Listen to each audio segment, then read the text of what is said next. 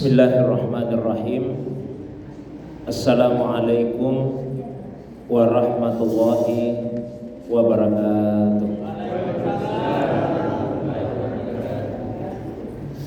Alhamdulillahilladzi ansala as-sakinata fi qulubil mu'minin. Wassalatu wassalamu ala sayyidil awwalin wal akhirin, sayyidil anbiya'i wal mursalin, Sayyidina wa habibina wa syafi'ina wa maulana Muhammadin wa ala alihi wa ashabihi wa ala man ittaba'an nur alladzi unsila ma'ahu ila yaumiddin, amma ba'du. Bapak Ibu hadirin sekalian, jamaah maghrib yang semoga dirahmati, dimuliakan oleh Allah Subhanahu wa taala.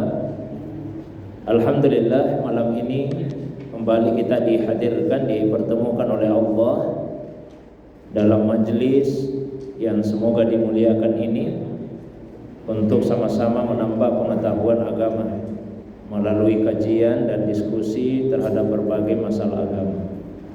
Salawat dan salam penghormatan semoga Allah curahkan kepada kekasih kita Rasulullah Muhammad sallallahu alaihi wasallam. Begitu pula kepada keluarga, para sahabat dan pengikutnya yang senantiasa istiqamah menghidupkan sunnah Nabi sallallahu alaihi wasallam. Beliaulah Nabi yang telah mengenalkan kepada kita, mengenalkan tentang Allah Subhanahu wa taala dan mengenalkan cara untuk mendekatkan diri kepada Allah Subhanahu wa taala. Jamaah yang dirahmati, dimuliakan oleh Allah Subhanahu wa taala. Insyaallah untuk pengajian kita di malam ini sama-sama kita akan membaca dan mengkaji satu kitab yang ditulis oleh Sultanul Aulia Syekh Abdul Qadir Al-Jilani. Beliau adalah pendiri Thariqat Qadiriyah. Kitab yang akan kita kaji yaitu kitab Al-Fathur Rabbani wal Faidur Rahmani. Al-Fathu bisa diterjemahkan dengan membuka atau sesuatu yang terbuka. Dia digunakan untuk hal-hal yang bersifat hissi, konkret, dan juga digunakan untuk sesuatu yang bersifat maknawi, yang bersifat abstrak. Misalnya pintu yang tadinya tertutup kemudian dibuka, itu dinamakan al-fathu. Begitu juga seseorang yang tadinya dalam keadaan bodoh, tidak mengetahui apa-apa, lalu kemudian mendapatkan irfan, mendapatkan pengetahuan yang dari Allah SWT, itu juga namanya al-fathu. Nah, al-fathu yang dimaksud dalam kitab ini adalah sesuatu yang bersifat ma'nawi, sesuatu yang Allah bukakan kepada hambanya setelah tadinya dia tertutup. Kemudian faid maknanya adalah limpahan. Jadi setelah Allah membuka apa yang tadinya tidak diketahui oleh manusia, lalu Allah Subhanahu wa taala melimpahkan nikmatnya kepada hambanya tersebut, maka dinamailah kitab ini dengan nama Al-Fathur Rabbani wal Faidur Rahmani. Kitab ini berisi 62 majelis, 62 pengajaran yang disampaikan oleh Syekh Abdul Qadir Al-Jilani, 62 pengajaran. Dan pada setiap pengajaran itu memuat beberapa nasihat. Insyaallah malam ini saya bacakan bagian pengantarnya, nasab dan beberapa paragraf dari Al-Majlisul Awal. Dimulai dari ayat Al-Quran yang berbunyi, ma yaftahillahu lin-nasi min rahmah fala mumsikalah. Rahmat apapun yang Allah ingin bukakan kepada manusia, maka tidak ada yang bisa menahannya. Jadi kalau Allah yang sudah berkehendak untuk memberikan satu rahmat kepada manusia, kepada hambanya, tidak ada yang sanggup untuk menahan dan menghalangi sampainya rahmat itu kepada manusia. Bismillahirrahmanirrahim. Allahumma ya man alima ajzi an hamdihi. Ya Allah, wahai Zat yang maha mengetahui keterbatasanku untuk memujinya. Kita ini manusia, kalau ingin memuji Allah dengan pujian yang sepantasnya kita tidak mampu. Maka Allah itu terpuji sebagaimana yang Allah puji atas dirinya. Karena kita tidak mampu untuk memuji Allah dengan pujian yang sesungguhnya. As'aluka bi akmali hamidika allazi qasabta lahu an haqa'iqi asma'ika wa sifatika wa daqa'iqi tajalliyati zatika. Saya memohon kepadamu ya Allah dengan pemujimu yang sempurna yang engkau telah singkapkan kepada hamba yang memujimu hakikat-hakikat namamu, sifatmu, dan daqa'iq tajalliyati zatika, hal-hal yang terperinci, yang mendetail, yang merupakan manifestasi dari zat Allah Subhanahu wa ta'ala. Jadi Allah itu ada zatnya, ada namanya, ada sifatnya, juga ada af'alnya.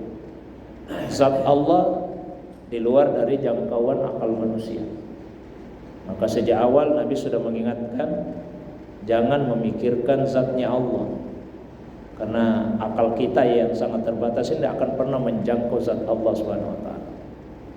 Allah punya nama, dan Allah kenalkan nama-namanya itu kepada manusia. Nama Allah itu banyak. Ada nama yang disebut di dalam Al-Quran, ada nama yang diajarkan kepada hamba-hambanya secara khusus, dan ada nama yang hanya Allah saja yang mengetahuinya. Jadi nama Allah banyak, bukan hanya 99 nama, lebih daripada itu. Kemudian Allah juga punya sifat. Secara garis besarnya sifat Allah berbeda dengan sifat makhluknya. Kaidahnya dalam agama adalah laisa kamitslihi syai'. Tidak ada sesuatu yang serupa dengan Allah Subhanahu wa ta'ala. Kaidahnya dalam agama adalah walam yakul lahu kufuwan ahad. Tidak ada sesuatu yang setara, yang sebanding dengan Allah SWT. Maka prinsip dasarnya kullu ma khatara ala balik fallahu bi khilafi. Semua yang terlintas di dalam benak, maka Allah berbeda dengan itu. Jadi kalau masih bisa kita pikirkan, kita bisa khayalkan, maka Allah SWT berbeda dengan itu. Khayalan itu adalah alam manusia yang sangat luas. Khayalan bahkan terkadang lebih luas daripada alam nyata ini. Yang tidak bisa kita wujudkan dalam alam nyata, bisa kita wujudkan Pak dalam khayalan. Kalau kita duduk menghayal, dalam khayalan kita bisa mengunjungi beberapa tempat dengan cepat. Kita menghayal, saya mau pergi ke Makkah, mau pergi ke Eropa, ke Australia. Dalam hitungan beberapa detik saja kita bisa menghayalkan itu semua. Yang kita tidak berani wujudkan dalam kenyataan, bisa kita wujudkan dalam khayalan. Bapak-bapak misalnya takut menikah lagi dalam kenyataan, dalam khayalan Pak bisa diwujudkan. Betapa luasnya itu khayalan. Luas itu khayalan. Tapi Allah pun tidak bisa dikhayalkan. Tak bisa kita khayalkan. Wallahu bi khilafi. Semua yang terlintas dalam khayalan sekalipun, maka Allah berbeda dengan itu. Fa arafaka ma'rifatan taliku bi kamalatika. Dengan karunia Allah itulah maka manusia mengenali Allah dengan pengenalan yang sesuai dengan kesempurnaan Allah Subhanahu wa taala. Wa alhamtahu idzaka min mahamidika ma lam tulhimhu ghairahu. Dan engkau memberikan ilham. Ilham itu adalah ilmu amaliyah dan amal ilmiah. Ilmu yang kemudian bisa diamalkan dan amal yang didasari oleh ilmu.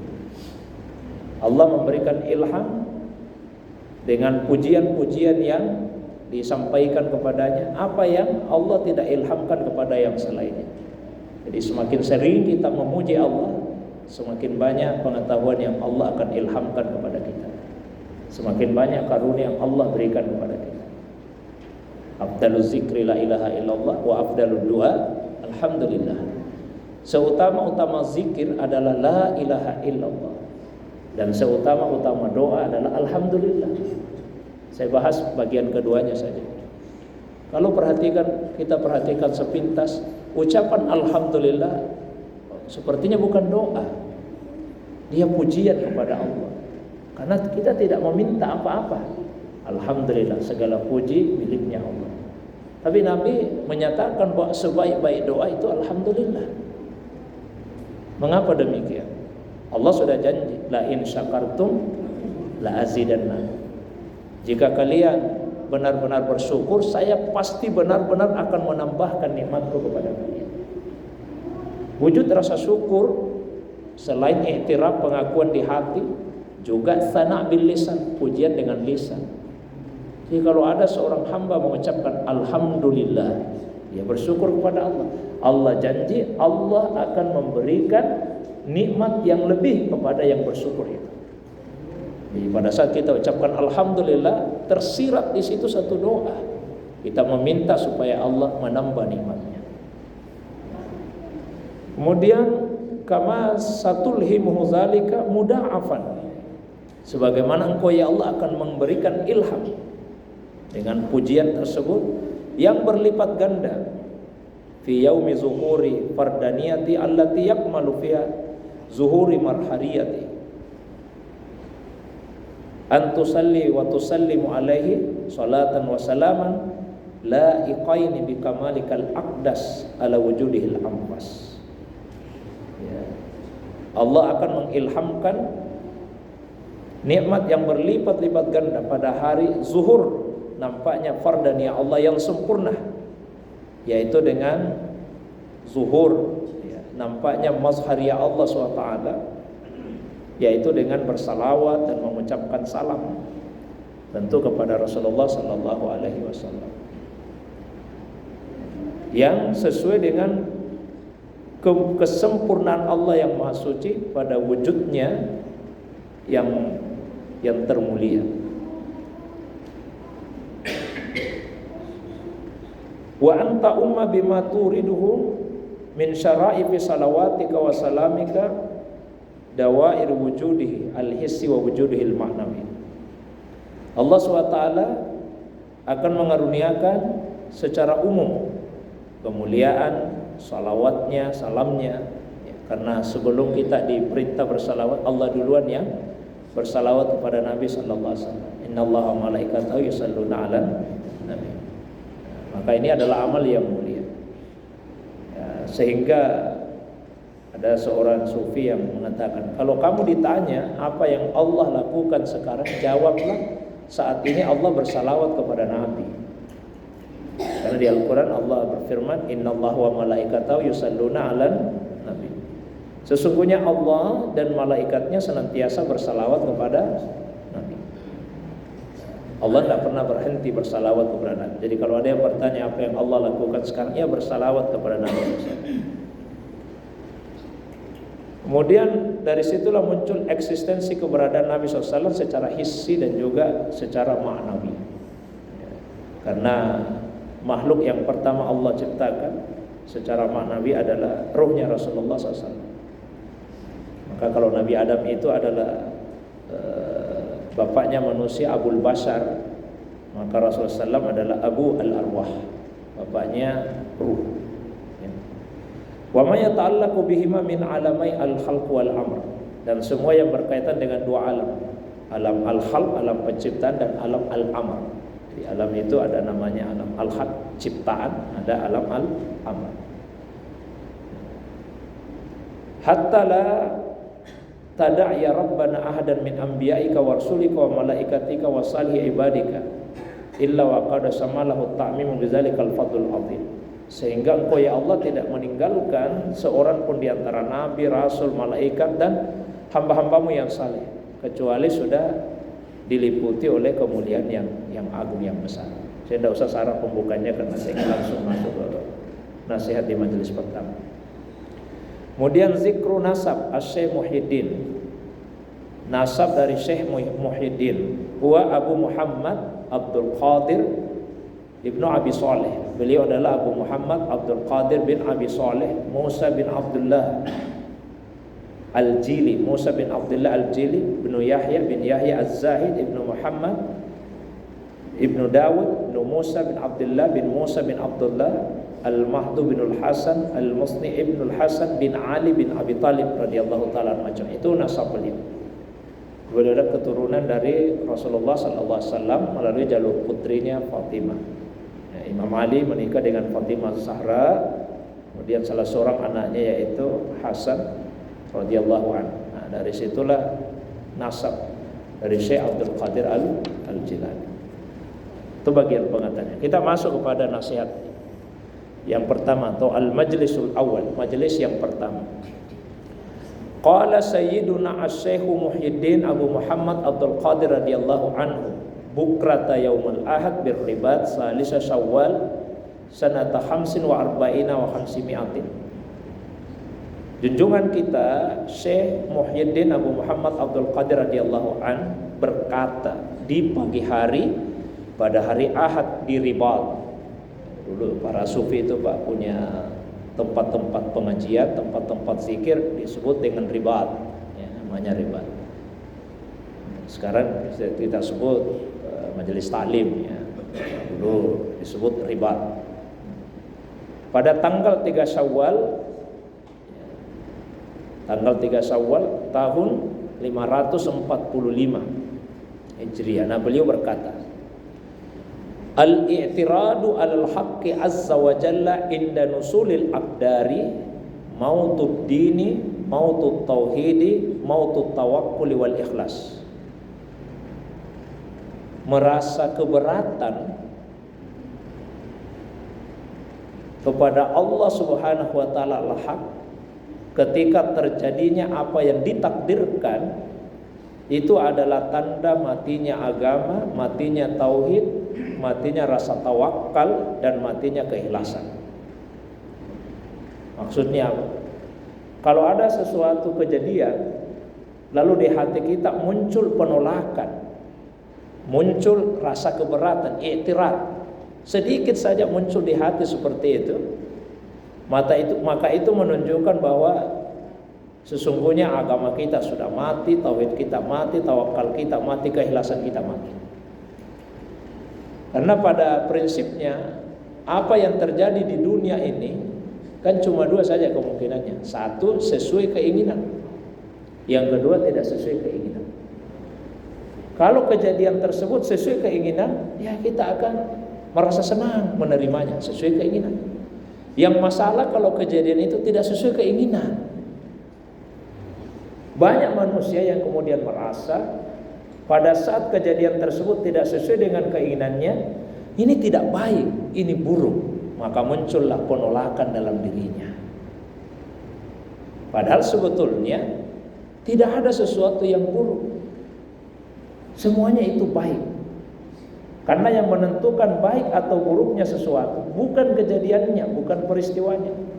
Yang menentukan baik atau buruknya cara manusia menyikapi. Kalau yang menyenangkan itu kita syukuri, maka itu baik. Tapi kalau yang menyenangkan itu membuat kita kufur nikmat, itu buruk. Ada orang dapat jabatan, dapat harta, dia bersyukur harta dan jabatan itu baik baginya. Tapi kalau dengan harta malah dia menjadi sombong, dengan jabatan dia takabur, maka harta dan jabatan itu buruk baginya. Sebaliknya, ada seseorang yang sakit. Tidak ada di antara kita yang menginginkan sakit. Tapi apakah sakit itu buruk? Tidak. Yang menentukan adalah cara manusia menyikapi. Kalau ada yang sakit lalu kemudian dia berkeluh kesah, maka sakit itu buruk baginya. Bukan karena sakitnya, tapi karena keluh kesahnya. Tapi jika orang yang sakit tersebut dia rida dengan penyakitnya, penyakit itu baik baginya. Bukan karena sakitnya, tapi karena ridanya. Jadi Syekhuna Syekh Abdul Qadir Al-Jilani qaddasallahu sirrah itu ingin mengingatkan pada kita, tidak boleh ada di dalam hati i'tirad, penolakan, rasa keberatan terhadap apapun yang Allah takdirkan dalam hidup. Kita mesti menerima semuanya dengan ridha, dengan sepenuh hati. Dan ridha itulah puncak pemberian Allah kepada manusia. Wala saufa yu'tika rabbuka fatarda. Dan Tuhanmu ya Muhammad akan terus menerus memberi kepadamu fatarda, sampai engkau merasa ridha. Jadi ridha itu puncak pemberian Allah dalam segala hal. Selama manusia belum ridha, maka ia belum sampai kepada puncak pemberiannya Allah. Maka yang dituntut dari seorang hamba itu adalah ridha terhadap semua yang Allah takdirkan. Kalau kita sakit, kita ridha dengan penyakit itu. Apakah itu artinya kita tidak boleh berobat? Oh, bukan begitu. Ridha itu wilayahnya hati. Kalau berobat wilayahnya tubuh. Jadi orang yang sakit silahkan dia berobat. Bukan karena dia tidak ridha dengan sakit itu, hatinya ridha. Terus kenapa dia berobat? Karena Allah perintahkan. Kalau Allah tidak perintahkan berobat, dia tidak akan berobat. Hatinya ridha, saya terima. Allah sudah menakdirkan sakit, saya terima sakit ini. Tapi Allah juga memerintahkan untuk berobat, ya saya akan berobat. Kalau ada orang yang hidup dalam kemiskinan, dia ridha dengan kemiskinan itu, hatinya ridha. Tapi bukan berarti kemudian ridha itu dijadikan alasan untuk bermalas-malasan, untuk tidak bekerja. Bekerja itu perintah Allah. Dia akan bekerja mencari rezeki, tapi hatinya ridha dengan keadaannya. Sehingga ketika dia bekerja ternyata tetap dia miskin, dia tidak akan menyesali pekerjaan itu. Kan hatinya sudah ridha dari awal. Dia bekerja bukan karena dia mau kaya, tapi dia bekerja karena Allah yang perintahkan dia untuk bekerja. Hatinya tetap ridha. Jadi ridha itu wilayah hati. Nah, kalau masih ada penolakan dalam hati terhadap takdirnya Allah, agama itu mati. Karena agama itu adalah ketundukan sepenuhnya kepada Allah. Ini ada penolakannya, berarti tidak tunduk, mati tauhid. Karena tauhid itu mengesahkan Allah, percaya bahwa semua yang Allah Subhanahu wa taala inginkan kepada hambanya itu adalah yang baik-baik. Dia akan ridha. Mati tawakalnya, penyerahan dirinya kepada Allah, dan mati keikhlasannya. Wal qalbul mu'min la ya'rifu lima, kaifa la ya'rif. Hati orang yang beriman itu tidak mengenal kata mengapa. Dia tidak akan bertanya-tanya, mengapa Allah menurunkan penyakit kepada saya? Mengapa Allah membuat saya miskin? Mengapa Allah tidak meluluskan anak saya? Mengapa kehidupan saya begini? Mengapa saya tidak bisa sembuh-sembuh? Dia tidak akan pernah bertanya kepada Allah, mengapa begini ya Allah? Bagaimana mungkin dia akan bertanya? Bal yaqulu balin nafsu kulluha mukhalifah munasiyah. Maka dia akan berkata, nafs itu, nafsu manusia, memang semuanya selalu mau menyelisihi Allah. Nafs manusia itu selalu ingin untuk melawan Allah. Faman arada salahaha falyujahidha hatta ya'mana syarrah. Maka siapa yang ingin memperbaiki nafsunya, dia harus berjihad melawan nafsu itu sampai dia terhindar dari keburukan nafsu. Kalau ingin baik, nafsu itu mesti dilawan. Itulah jihad. Jihad itu dua macam di dalam Al-Quran. Ada jihad fi sabilillah, ada jihad fillah, wajahidu fillahi haqqa jihadihi. Jadi ada jihad fi sabilillah, ada jihad fillah. Jihad fi sabilillah, berjihad di jalannya Allah. Jihad fillah, berjihad menuju Allah. Nah, itu beda. Kalau jihad fi sabilillah, berjihad di jalan Allah, lawannya siapa? Al-adu al-khariji, musuh eksternal di luar diri kita. Orang yang memusuhi agama, menyerang agama, kita lawan. Itu jihad fi sabilillah. Tapi kalau jihad fillah, berjihad menuju Allah, Musuhnya itu dalam diri kita. Al-adu ad-dakhili, musuh internal.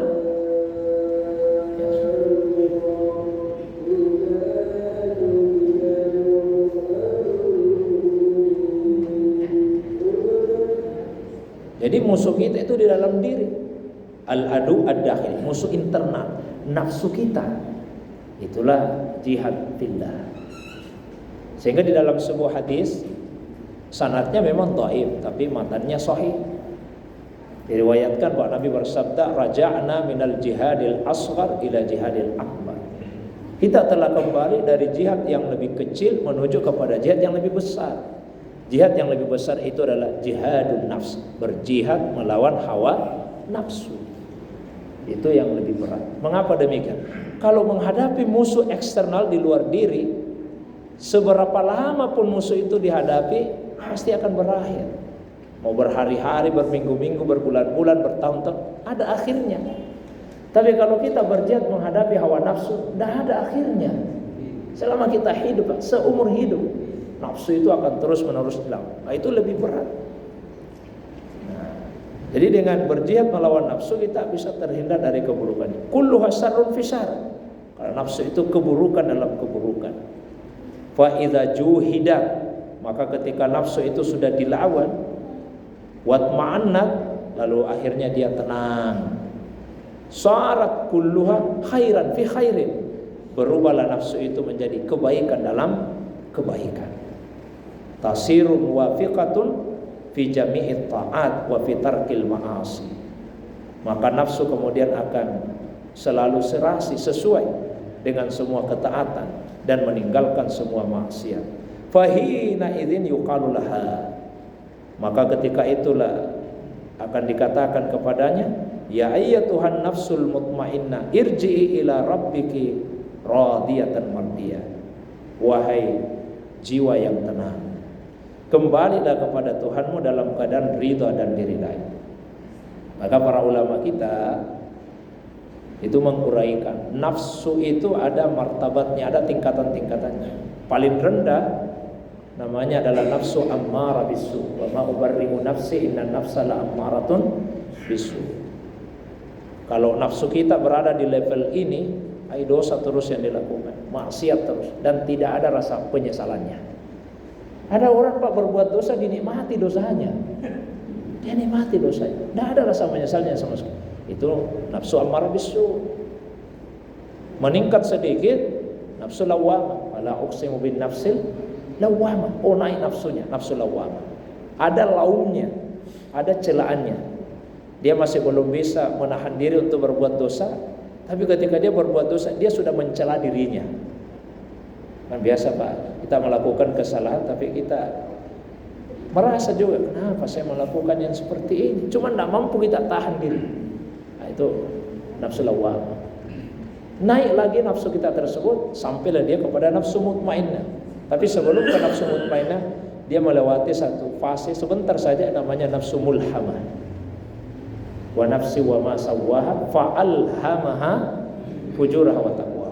Demi jiwa dan penyempurnanya, Allah memberikan potensi kepada nafsu itu sehingga dia tahu fujurnya, dosa-dosanya, wa taqwa, dan potensi untuk melakukan ketakwaan. Barulah naik ke nafsu mutmainnah. Itu yang dikutip di dalam kitab. Ya Tuhan nafsul mutmainnah.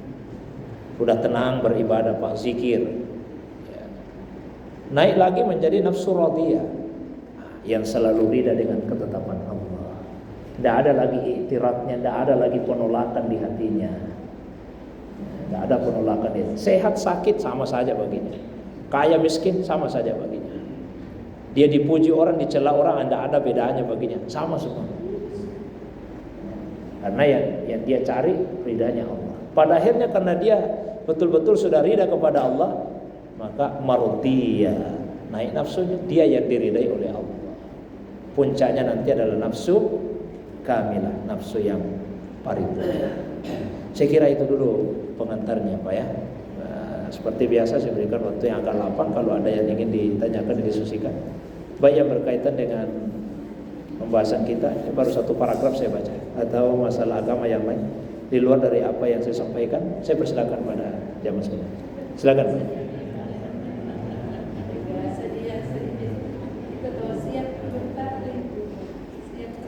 kasih Ustaz. Pada masa Rasul dikenal panglima perang Khalid bin Walid. Ya.